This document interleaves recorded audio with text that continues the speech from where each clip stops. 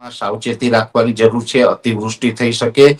ગયા વર્ષે પણ જે સૌરાષ્ટ્રમાં અતિવૃષ્ટિઓ જોવા મળી હતી એવી જ અતિવૃષ્ટિઓ આ વર્ષે પણ સુરત, વલસાડ, ડાંગ, બિલીમોરા, નવસારી, વાપી આ તમામ વિસ્તારોની અંદર પણ અતિવૃષ્ટિ જેવા માહોલો જોવા મળશે. ભાવનગર, અમરેલી, ગીર સોમનાથ, જુનાગઢ અને પશ્ચિમ સૌરાષ્ટ્રના એકાદ બે તાલુકાની અંદર અતિવૃષ્ટિના વરસાદ તો આવનારા 15-20 દિવસ સુધી વરાપની બહુ અપેક્ષા ખેડૂતોએ ન રાખવી જોઈએ. જુલાઈ મહિના દરમિયાન તમામ ડેમો છે એ ભરાઈ જશે અને જુલાઈ મહિના દરમિયાન પાણીની તંગી ઓલ ઓવર ગુજરાતમાં ક્યાંય જોવા નહીં મળે. ઘણા વિસ્તારોને વરસાદની જરૂર છે તો ઘણા વિસ્તારોને વરાપની જરૂર છે. સામાન્ય કરતા વધારે વરસાદ પડે, અતિવૃષ્ટિ જેવા માહોલો સર્જાય. ગુજરાતમાં ચોમાસાની શરૂઆત સાથે જ વરસાદે ખેડૂતોને ખુશ કરી દીધા છે.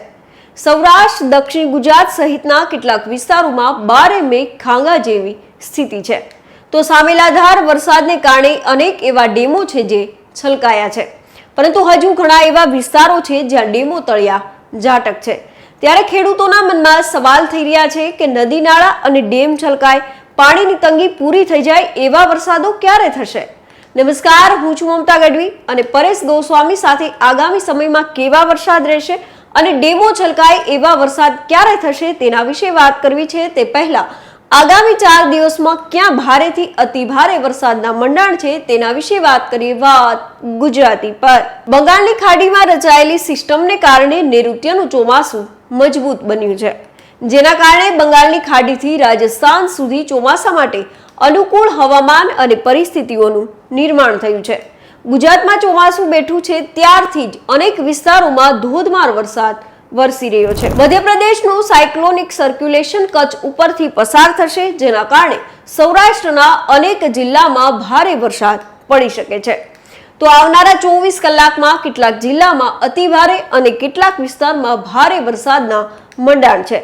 હવામાન વિભાગના જણાવ્યા અનુસાર મધ્યપ્રદેશ ઉપર સાયક્લોનિક સર્ક્યુલેશન સર્જાયું છે, જે ખૂબ જ મોટું છે અને તેનો ટ્રફ પણ છે જે અરબ સાગર સુધી લંબાયેલો છે. ગુજરાત ઉપરથી પણ તેનો આઉટર ક્લાઉડ છે તે પસાર થઈ શકશે અને જેના કારણે જ ગુજરાતમાં છેલ્લા ઘણા સમયથી ભારે વરસાદ પડી રહ્યા છે. આજે સાયક્લોનિક સર્ક્યુલેશન છે તે મધ્યપ્રદેશના બોર્ડરના વિસ્તાર ઉપરાંત મધ્ય ગુજરાત અને ઉત્તર ગુજરાતના અમુક ભાગોને કવર કરશે અને ત્યાંથી કચ્છ ઉપર થઈને પશ્ચિમ દિશામાં આગળ વધશે. એટલે કે આગામી 4 થી 5 જુલાઈ સુધી આ વરસાદી માહોલ યથાવત રહેશે. આગામી 4 દિવસ હજુ ભારેથી અતિભારે વરસાદની આગાહી છે. જો વિગતે વાત કરીએ તો આજે પાટણ, મહેસાણા, ગાંધીનગર, અરવલ્લી, નવસારી, વલસાડ, દમણ, દાદરા અને નગર હવેલી, રાજકોટ, પોરબંદર, જુનાગઢ, અમરેલી, ભાવનગર, ગીર સોમનાથ અને દીવમાં ભારે વરસાદની આગાહી છે, જ્યારે રાજ્યના બાકીના ભાગોમાં ગાજવીજ સાથે મધ્યમ વરસાદના મંડાણ છે. આ ઉપરાંત પવનની ઝડપ પણ 30 થી 40 કિલોમીટર પ્રતિ કલાકની રહેશે. 27 જૂને બનાસકાંઠા, મહેસાણા, મહીસાગર, નવસારી, વલસાડ, દમણ, દાદરા અને નગર હવેલી, જામનગર, પોરબંદર અને દ્વારકા જિલ્લામાં કેટલાક સ્થળોએ અતિ ભારે વરસાદની આગાહી છે, જ્યારે 28 અને 29 જૂને બનાસકાંઠા, સાબરકાંઠામાં અને અનેક વિસ્તારો એવા પણ છે જ્યાં અતિ ભારે વરસાદની આગાહી છે. તો પાટણ, મહેસાણા, અરવલ્લી, ભરૂચ, સુરત, ડાંગ, નવસારી, વલસાડ, તાપી, દમણ, દાદરાનગર હવેલી, અમરેલી, ભાવનગર, ગીર સોમનાથ, કચ્છ અને દીવ સહિતના વિસ્તારોમાં ભારે વરસાદની આગાહી છે. આગામી દિવસોમાં કયા વિસ્તારોમાં ડેમો છલકાય તેવા વરસાદ થશે તેના વિશે પરેશ ગોસ્વામી સાથે વાત કરીએ. અત્યારે જે સાયક્લોનિક સર્ક્યુલેશન અને હવામાનની જે અસ્થિરતાઓ બની હતી ને આ અસ્થિરતાઓ જે પસાર થઈ છે એમાં સૌ પ્રથમ તો જે 16 તારીખથી લઈ અને જે 20 તારીખ સુધી જે 4-5 દિવસનો સમયગાળો હતો એ દરમિયાન જે એક સાયક્લોનિક સર્ક્યુલેશન હતું મિડલ પાર્ટ હતો એ ભાવનગર, અમરેલી, બોટાદ અને સુરેન્દ્રનગર થઈને ઉત્તર ગુજરાતમાં થઈ અને રાજસ્થાન તરફ આગળ વધ્યો એટલે એ વિસ્તારોમાંથી સેન્ટ્રલ પાર્ટ પસાર થયો એટલે ચોક્કસથી આ વિસ્તારોમાં થોડીક વરસાદની માત્રા વધારે હતી. ત્યાંના જે ડેમો છે એ ભરાઈ ગયા છે, છલકાઈ ગયા છે, પણ હજી ઘણા બધા વિસ્તાર છે તમે જણાવ્યું એમ કે હજી એ વિસ્તારોમાં પાણીની વ્યવસ્થા થાય, ડેમો છલકાય એવા વરસાદ નથી. ભાગ્યે જ ક્યારેક એવું બનતું હોય કે જૂન મહિનાની અંદર ડેમો ભરાઈ જાય. મોટા ભાગે જુલાઈ મહિનામાં જ આ વરસાદોની શક્યતા હોય છે. ઠીક છે, અપવાદરૂપ આ એક સાયક્લોનિક સર્ક્યુલેશનને કારણે થોડાક વિસ્તારોની અંદર ડેમો ભરાયા છે, પણ મોટા વિસ્તારોમાં બાકી છે. તમામ વિસ્તારોની અંદર જુલાઈ મહિના દરમિયાન ખૂબ સારા વરસાદો પડવાના છે અને જુલાઈ મહિના દરમિયાન તમામ ડેમો છે એ ભરાઈ જશે અને જુલાઈ મહિના દરમિયાન પાણીની તંગી ઓલ ઓવર ગુજરાતમાં ક્યાંય જોવા નહીં મળે. ઓલ ઓવર ગુજરાતની જયારે અમે વાત કરીએ છીએ ત્યારે 80 થી 85% વિસ્તારો છે એમાં ડેમો ભરાઈ જાય અને પાણીની સમસ્યા દૂર થાય તેવી શક્યતાઓ હાલ અમે માની રહ્યા છે. પરેશભાઈ, જે રીતે આપણે વાત કરી કે વરસાદ સારા પડી રહ્યા છે, ખેડૂતોએ વાવણી કરી લીધી છે, તો વરાપ જોવા મળશે. વરાપ આવશે તો કયા સમયમાં આવી શકે છે? આમ તો કૃપાલસિંહભાઈ, મેં આપને કીધું કે અત્યારે ખેડૂતોને ઘણા વિસ્તારોની અંદર વરાપની જરૂર પણ છે. ઘણા વિસ્તારોને વરસાદની જરૂર છે તો ઘણા વિસ્તારોને વરાપની જરૂર છે. પણ આ બંને પરિસ્થિતિની અંદર અત્યારે મેં આપણે જણાવ્યું એમ કે એકાદ દિવસ વચમાં વરસાદનો ગેપ હોય, પાછો બીજે દિવસે આવી જાય અને એકાદ દિવસ ગેપ હોય તો પણ એ વરાપ એવી ન નીકળે કે ખેડૂતો તાપી આંકી શકે, દવા છાંટી શકે, એવું તો ન થઈ શકે. કેમ કે વાદળછાયું વાતાવરણ છે એટલે ભેજ હજુ ઘટવાનું નથી. એટલે 30 તારીખ સુધી તો કોઈ વરાપની અમારી આગાહી નથી. આ પ્રકારનું હવામાન કન્ટિન્યુ રહેશે. 30 તારીખ પછી જુલાઈ મહિનામાં નવો રાઉન્ડ વરસાદનો ક્યારથી ચાલુ થાય એનો અંદાજ આપીને પછી આપણે નક્કી કરશું કે હવે આમાં વરાપ મળશે કે હજુ વરસાદો કન્ટિન્યુ જોવા મળશે.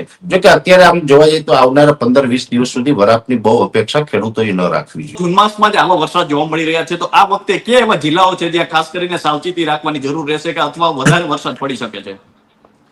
ખાસ કરીને જોવા જઈએ તો જુલાઈ અને સપ્ટેમ્બર 2 મહિના આ વર્ષે એવા મને લાગી રહ્યા છે કે એમાં સાવચેતી રાખવાની જરૂર છે. અતિવૃષ્ટિ થઈ શકે. ગયા વર્ષે પણ જે સૌરાષ્ટ્રમાં અતિવૃષ્ટિઓ જોવા મળી હતી એવી જ અતિવૃષ્ટિઓ આ વર્ષે પણ જોવા મળી શકે છે. એમાં દક્ષિણ ગુજરાતના તમામ જિલ્લા આવી જાય, જેમાં સુરત, વલસાડ, ડાંગ, બિલીમોરા, નવસારી, વાપી, આ તમામ વિસ્તારોની અંદર પણ અતિવૃષ્ટિ જેવા માહોલો જોવા મળશે. અને સૌરાષ્ટ્રનું ભાવનગર, અમરેલી, ગીર સોમનાથ, જુનાગઢ અને પશ્ચિમ સૌરાષ્ટ્રના એકાદ બે તાલુકાની અંદર અતિવૃષ્ટિના વરસાદો જોવા મળે તેવી શક્યતાઓ છે. એટલે આ વર્ષે પણ ચોમાસું સારું રહેવાનું છે, વરસાદો સારા પડવાના છે.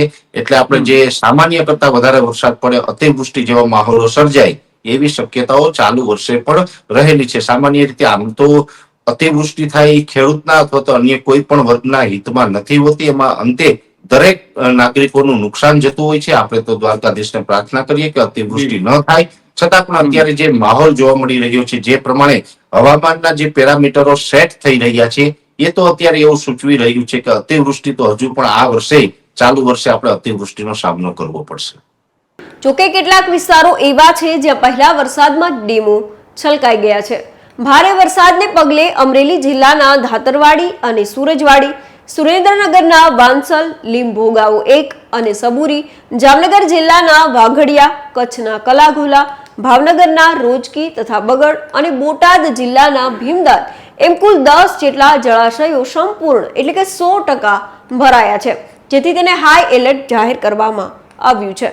ગુજરાતમાં 15મી જૂને ચોમાસાનો પ્રવેશ થયો અને બાદમાં માત્ર 9 દિવસમાં મેઘરાજાએ પૂરા ગુજરાતને કવર કરી લીધું છે.